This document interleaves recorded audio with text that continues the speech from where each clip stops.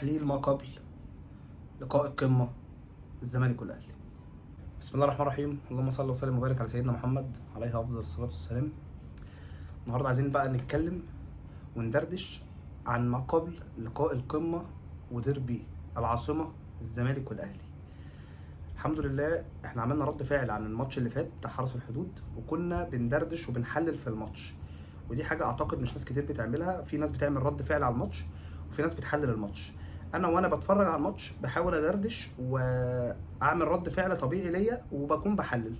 ففي كلام احنا قلناه كتير الماتش اللي فات في الفيديو كان ظاهر تحليل عن الماتش اللي فات، فاحنا مش عايزين نكرر الكلام، فهنتكلم اكتر عن ماتش الاهلي ونقط القوه ونقط الضعف للفرقتين، كل ده سريعا.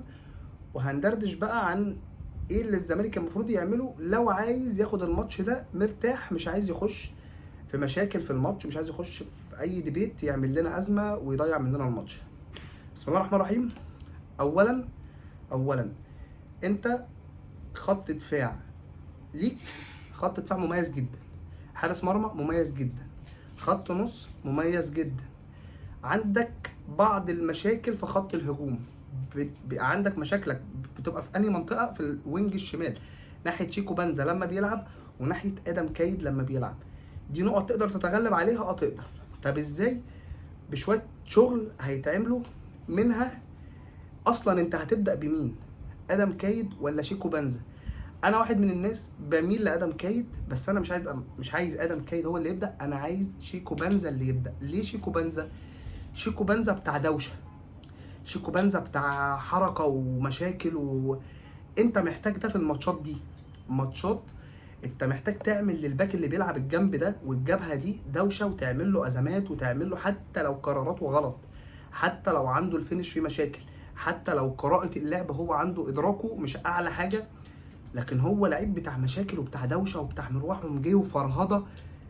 ده تلعب عليه. تيجي الشوط التاني تنزل ادم كايد لما لعيب بقى بيمسك الريتم ولعيب بيتحرك بالراحه ولعيب بينقي الكوره كويس، بتكون انت خلاص الجبهه اللي هناك انهكت، الجبهه حصل لها مشاكل، الجبهه بقى فيها شكوك. اللعيب نفسه لما بيلعب ويبقى عنده شكوك خلاص هو بيبتدي يبقى شاكك في نفسه، بيجي ينزل عليه لعيب تاني لو لعيب جامد هيعمل له مشاكل.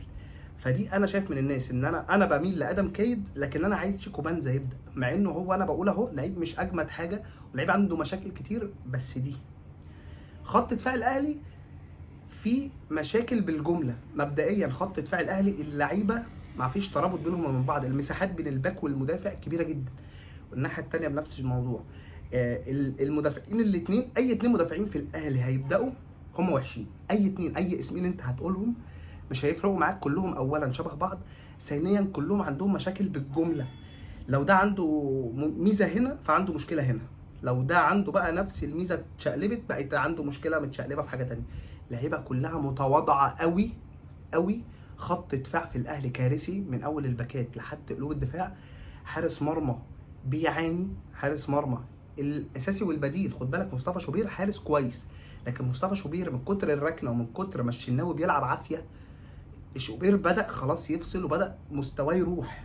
يعني الراجل لما كان ماسك فورمه بدأ خلاص هو اصلا ما بقاش واثق في نفسه. اللعيب اصلا ساعات اللعيب بيكسل، اللعيب وهو بيلعب بتلاقيه شغال على نفسه، ساعات لما بيفضل مركون دكه بيكسل، وده اللي حصل عند شوبير. فشوبير النهارده لما بينزل ده استفاده ليك انت شوبير لما بينزل مش شايف، شوبير بينزل مش شايف. الشناوي عامل له ازمات، الشناوي كان بيلعب في عز ما هو كارثه. فانت عندك يعني محقق فايده في ان الاثنين حراس كارثيين، خط دفاع كارثي. خط نص الاهلي هو اللي شويه خط نص كويس، ولكن عنده ازمات وعنده مشاكل برضه بالجمله.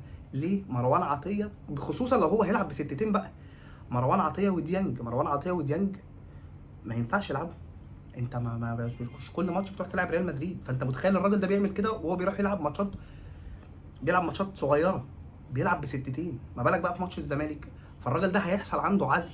لو لعب بستتين وبدا عايز يامن ويرجع تمام، لكن هيحصل عنده عزل بينه وبين لعيبه الهجوم، عنده بينه وبين لعيبه الهجوم مشاكل. انت عندك بقى الناحيه الثانيه الزمالك عبد الله السعيد وناصر ماهر ودونجا ان شاء الله يلعب. دونجا جايب فورمه هايله قوي، جايب فورمه السوبر الافريقي لما كان بيلعب الاهلي لوحده، يعني حاطط الرجاله في جيبه ومش شايف حد. الراجل عامل اداء هايل. فالراجل في افتكاك كوره وطلوع بكوره من تحت وبساط في الممرات مش طبيعي. ده غير ان عبد الله السعيد وناصر ماهر يلعبوا على اي حد مرتاح ويستحوذوا كوره على اي حد مرتاح. فانت متخيل فرقه عندها يعني عندها ديانج ومروان عطيه هيلعبوا استحواذ على الكوره، طبعا هيبقى فقير جدا. عنده بن رمضان، اعتقد هيبدا بن رمضان ناسي الكوره. الراجل ناسي الكوره، والراجل لو في التوب فورم بتاعه محتاج فرقه تلعب معاه. يعني بن رمضان من اللعيبه اللي لو الفرقه كلها مش جامده هو مش هيبقى جامد. بقى بن رمضان لو بدا بنفس مستواه ما حصلوش طفره في الماتش ده، فانت كده عندك نص ملعب الاهلي مش موجود. ده غير ان دي نقطه قوه عندك. يعني مثلا مش معنى ان هو مش موجود وانت مثلا انت فريق عادي لعيبه نص ملعب عندك ما عندهاش الشموليه او اي حاجه، لا انت عندك اصلا نص ملعبك ده نقطه قوه. فانت عندك نص ملعب الاهلي، انت لو استغليت ان استحواذ الكره عليه انت هتعزل الاهلي. وانت لو عزلت الاهلي اصلا عنده لعيبه اللي قدام اساسا عندها مشاكل. الاهلي وينج يمين مش عارف هيبدا بمين. هو عنده شويه بقى ناس وينج يمين، زيزو طبعا غايب، عنده وينج يمين طاهر الشحات. دي لعيبه الكوره صعبه قوي، صعبه قوي، عفى عليهم الزمن. حتى عنده وينج شمال، عنده تريزيجيه وبن شرقي، اعتقد هيلاعب الاثنين بنسبه كبيره، هيلاعب الاثنين. هو عايز ينزل بقوه ضربه، عايز ينزل يحاول يعمل حاجه من اول الماتش، فهي دي قوته. ودي لو بدا هي فيها وعليها، لان هو لو بدا بالاثنين فالدكه عنده ما بقتش موجوده. ولو بدا بواحد منهم وساب حد للدكه فهو برضه عزل الفرقه من قدام بسبب ان ما فيش حد يعرف يلعب له كوره. يعني هو لو بدا بتريزيجيه كده كده تريزيجيه هيلعب، كده كده بن شرقي بيلعب، بن شرقي مش بيلعب، هو تريزيجيه هيلعب كده كده. الراجل ده بيجي يلعب، هو اللي بيحط الخطه اصلا. فانت عندك الراجل ده لو بدا، الراجل عنده مشاكل كتير قوي. التريزيجيه مجهود خارق، وده قلناه كذا مره، مجهود خارق للطبيعه. الراجل ده ممكن يلعب 4 ماتشات في يوم واحد، لكن اداء فني هزيل بشكل غريب. يعني عندك مهاجم جراديشار لعيب بيديك ماتش كويس و10 نايم. لعيب حتى الماتش اللي بيديهولك كويس ممكن بيديك من الماتش ده تلت ساعه، ما بيدكش الماتش كله. فالاهلي عنده في السكواد مشاكل بالجمله، مشاكل بالجمله. انت عندك داخل بتفوق بدني ذهني، تفوق لعيبه عندها جوده اعلى من لعيبه الاهلي. في ناس كتير بتختلف على ده وتقول لك ده الاهلي عامل جلاكتيكوس ايه؟ جايب لعيبه اسامي، لعيبه كسرت ال 30. عشان بس ما نخرجش من الموضوع، خلينا في الماتش. احنا عندنا محمد اسماعيل لعيب جامد، قلب دفاع محترم، بيخرج بالكوره حلو. فالتدرج بالكوره في عز ضغط الاهلي العشوائي ده هيبقى نجاح ليك ان شاء الله، هيبقى ملحوظ ان شاء الله، هيبقى ملحوظ. عندك محمد صبحي لعيب هايل، بيعرف يخرج بالكوره حلو قوي. محمد صبحي ياخد الكريدت مش عشان حراسته بس، لا عشان خروجه بالكوره. محمد صبحي السنه دي بيقدم اداء في الخروج بالكوره بيساعد المدرب. انت متخيل لما حارس مرمى يساعد المدرب في خطته؟ فانت عندك الخروج بالكوره في عز ان الاهلي بيضغط عشوائي. الاهلي مش بيضغط منظومه او مش بيضغط بشكل في فكره او في تنظيم.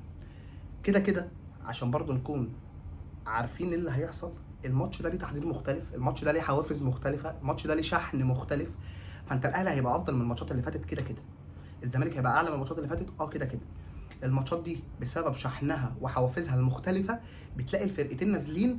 لو هو العادي بتاعه هنا بينزل اعلى 5-6 درجات بسبب الشحن والحراره والجمهور والتحضير وان ده ماتش ديربي ماشي. لكن في الاخر في حاجات انت بتجبر عليها في الماتش، زي اللي انت حافظه، زي موهبتك اللي انت نازل بيها. انت الشحن هيخليك عامل مجهود اعلى، الشحن هيخليك مركز اكتر، فطبيعي قراراتك الفنيه هتبقى اعلى. بس في الاخر انت محكوم بشويه حاجات، زي ان الاهلي افكار مدرب مش موجوده. انت لو استغليت ده هتتحكم في الماتش. انت اهم حاجه ما تسيبش الاهلي الكوره. في ماتشات جوزيه جوميز كان بيسيب للاهلي ساعات الكوره ويبتدي يرجع، خد الكوره يبتدي ينقل ويلعب على الاهلي ويعمل هجمات مرتده. كان بيعمل شغل كتير، كان بيعمل 3-4 افكار في الماتش. ساعتها الاهلي كان افضل. الاهلي السنه دي مش شايف، فانت مش محتاج انك تسيب للاهلي الكوره وبعد كده مثلا تاخدها منه فتغير الفكره. لا، انت من اول الماتش تنزل اضغط عالي على الاهلي. الاهلي عنده قلوب دفاع مش طبيعيه، قلوب دفاع كارثه. يعني انت لو نزلت ضغطت عالي على قلوب دفاع الاهلي، ياسر ابراهيم لعيب ميح، هيبدا مثلا انا مش عارف، اي 2 دفاع في الاهلي هيبداوا، انت لو ضغطت عليهم عالي هتقطع منهم الكوره، هتغلطهم. وده حصل فين؟ ده حصل في ماتش الحرس. اللعيبه كانت بتغلط، اللعيبه لما كنت بتيجي تعمل عليهم ضغط عالي كنت بتقطع، اللعيبه لما كنت بتيجي تعمل عليهم مرتدات وتحاول تنقي الكوره محترمه كنت بتاخدها. ف فانت متخيل بقى ده كان بيحصل في ماتش الحرس، في ماتش الزمالك لعيبه جوده اعلى، لعيبه فكره اعلى. لا انت المفروض انك تحقق خطوره على الاهلي، انك تقطع الكره من الاهلي، انك ما تخليهوش يعمل عليك فرص. كده كده الاهلي فرصه محدوده، جوده فرصه، يعني مش شرط عدد الفرص، جوده الفرصه بتبقى محدوده. الاهلي بيوصل من مناطق بعيده بيحاول يعمل حاجه، لكن الاهلي ان هو يوصل لاماكن شرسه، اماكن خطره، قليل قوي، قليل قوي. انا عندي بقى مشاكل او عندي خوف من حسام عبد المجيد، من عمر جابر. بس نقطه عمر جابر دي انا عندي فيها دردشه، ان عمر جابر في الماتشات اللي فيها شحن وفيها جماهير وفيها قوه بقى وفيها ضجه، عمر جابر بيتحول 180 درجه، بيبقى لعيب جامد قوي. لكن على مدار الموسم عمر جابر هيتعبك نفسيا. انا بقول لك عمر جابر على مدار الموسم يتعبك نفسيا، لكن في ماتش انت محتاج منه النهارده يعمل اداء استثنائي هتلاقيه، حتى لو ما عملش اللي في دماغك، الاداء الاستثنائي اللي في دماغك، بس هتلاقيه. فانا دول اللعيبه اللي انا بخاف منها طبعا. والوينج الشمال عندنا شيكو بنزا او ادم كايد، الاثنين لسه ما جابوش مستوى، فده الازمات اللي عندنا. انا كمشجع او انا مثلا حد ممكن قاعد بتفرج على الماتش وعارف طب ايه نقط ضعف الزمالك، هو ده حسام عبد المجيد. خروج بالكره صعب، صعب قوي، صعب قوي. تغطيه مستحيله. لعيب سرحان، لعيب ساعات بيجي في الماتش تحس ان هو اوف خلاص هو مش موجود، اللعيب نسي هو كان فين، ونسي هو معانا ولا مش معانا، ونسي ايه اللي حدث وايه. عمل ماتشات اهلي السنه اللي فاتت جامده قوي مع جوزيه جوميز، عمل ماتشات اهلي كان بيخبي اسامه ابو علي اللي انا شايفه اعلى مهاجم دخل القاره من 10 ل 15 سنه. اسامه ابو علي، حسام عبد المجيد كان بيحطه في الشنكار لما كان بيبقى مركز، او السنه اللي عملها استثنائيه. لكن حسام عبد المجيد عامل ستارت السنه دي كارثي، عامل ستارت يجيب احباط يعني. فانا حسام عبد المجيد خوف، عمر جابر خوف هيعمل، انا ببقى واثق فيه في الماتشات الكبيره. بس انا بكلمك فنيا بحت، بعيد عن الشحن وبعيد عن الحوافز، انا خايف منه، بخاف منه. شيكو بنزا او ادم كايد اللي هيبدا فيهم انا عندي معاه مشاكل. سيبك انت بقى من اي حاجه اداؤه الهجومي، اللعبه دي ادائها الدفاعي وحش، اللعبه دي ادائها الدفاعي ازمه. شيكو بنزا اول ماتش ولا اتنين كان بيرجع يدافع ويتخانق وبتاع مش عارف ايه، بيرجع يدافع مع الباك بتاعه. النهارده شيكو بنزا بيرجع كده زي بن شرقي بالظبط، اللي هو انا راجع، انا صورتي ورا اهي. عندك فرص انك تستغل نقط ضعف الاهلي اللي هي كتير، وتحاول تداري عيوبك اللي هي قليله، اللي هي زي ما احنا ذكرناها في 3. ان شاء الله الزمالك يفوز. انا توقعي مش عارف يعني، مش قادر اتوقع بصراحه يعني حاجه كده، انا حاسس ان هي دي، لكن انا جاي كده توقع في دماغي 3-1. حسيته 3-1. ممكن طبعا كل ده ما يحصلش، ممكن يحصل عكس ده، ممكن الاهلي يكسب، ممكن يحصل تعادل، ما نعرفش. بس الرؤيه بتقول ان انت افضل، الرؤيه بتقول ان المفروض ده اللي يحصل، الرؤيه بتقول ان الاهلي بشكله ينزل اي ماتش هو الطرف الافضل، الطرف الاضعف مش الطرف الافضل.